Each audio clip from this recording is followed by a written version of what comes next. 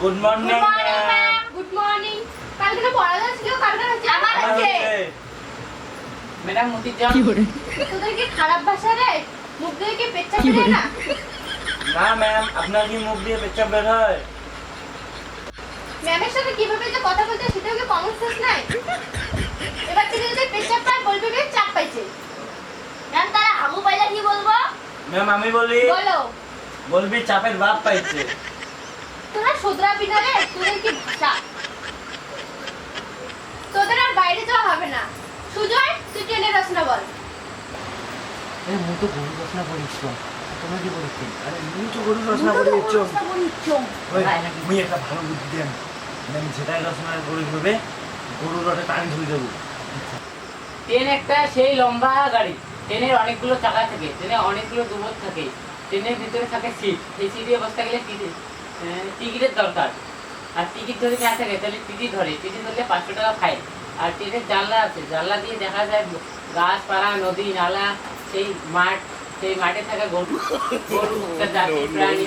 গরু 4টি পা, 1টি লেজ, 2টি কান, 2টি চোখ, আর একটা নাক আছে। ম্যাডাম দুনিয়ার পানি না। তুই এটা কি বলি? তোকে বলেছি ট্রেনে রচনা, তুই বলি গরু রচনা। হাত পাত হাত পাত।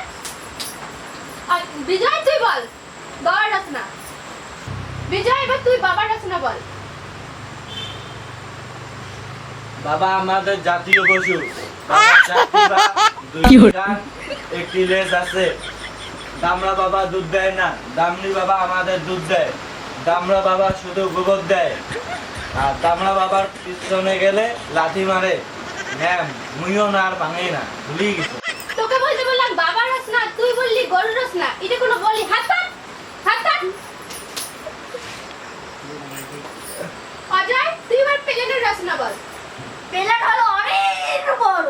প্লেনের মধ্যে অনেক সিট আছে, প্লেনে অনেক লোক বসতে পারে। এমনি প্লেনের জানলা দিয়ে মাঠ, ঘাট, নদী, নালা সব দেখা যায়।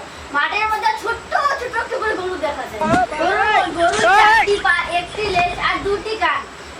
কান আছে না, মুখে পাহে না। তোকে বললাম প্লেনের রচনা বলতে, তুই বললি গরু রচনা। হাত পাত।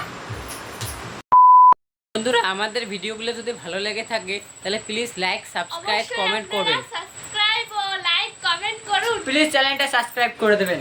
প্লিজ দয়া করে বলছি।